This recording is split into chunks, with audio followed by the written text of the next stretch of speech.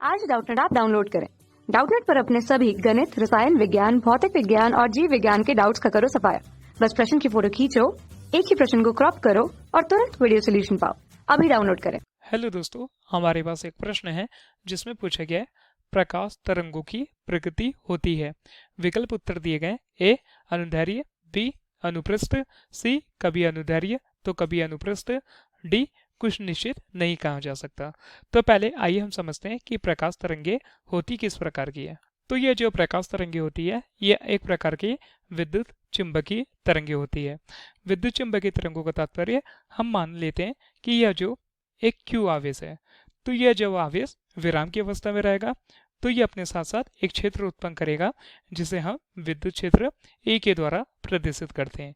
लेकिन जैसे ही आवेश v वेग से गति करने लगेगा तो यह अपने साथ साथ विद्युत क्षेत्र के साथ साथ एक नया क्षेत्र उत्पन्न करेगा जिसे हम चुंबकीय क्षेत्र यानी कि b के द्वारा प्रदर्शित करेंगे। तो यह जो विद्युत क्षेत्र और चुंबकीय क्षेत्र होती है इनकी दिशा तरंग संचरण की दिशा यानी कि v के लंबवत होती है। तो इस स्थिति में हमें जो प्रकाश तरंगे प्राप्त होती है वह एक प्रकार के अनुप्रस्थ तरंगों की भांति यानी कि अनुप्रस्थ तरंग की प्रकृति को दर्शाती है। अगर हम इसे और संक्षेप में समझें तो जैसे कि हम उदाहरण के माध्यम से प्रकाश की ध्रुवण की घटना के द्वारा यह समझ पाएंगे कि प्रकाश एक अनुप्रस्थ तरंग होती है। जैसे कि इस क्षेत्र के माध्यम से हमने जाना है यह एक सामान्य प्रकाश है जिसमें विद्युत क्षेत्र और चुंबकीय क्षेत्र परस्पर एक दूसरे के तरंग संचरण की दिशा के लंबवत है।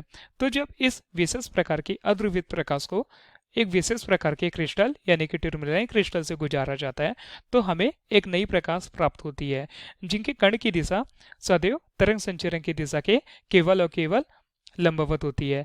यानी कि यह जो नई प्रकाश प्राप्त हो रही है यह हमें ध्रुवित प्रकाश के रूप में प्राप्त हो रही है। तो यह जो ध्रुवित प्रकाश है इनकी स्थिति हमें कैसी दिखाई दे रही है?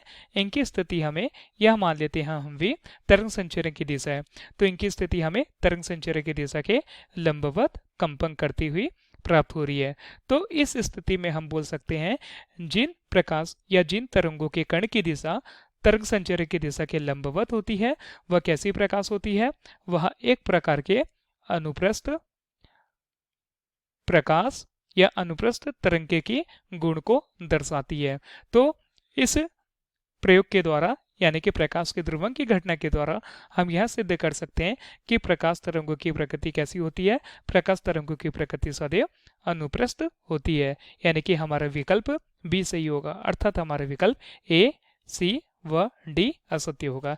यह हमारे प्रश्न का उत्तर है। धन्यवाद।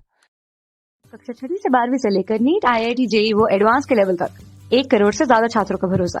आज ही डाउनलोड करें डाउटनेट ऐप या व्हाट्सएप करें अपने सारे डाउट्स 8400 400 400 पर।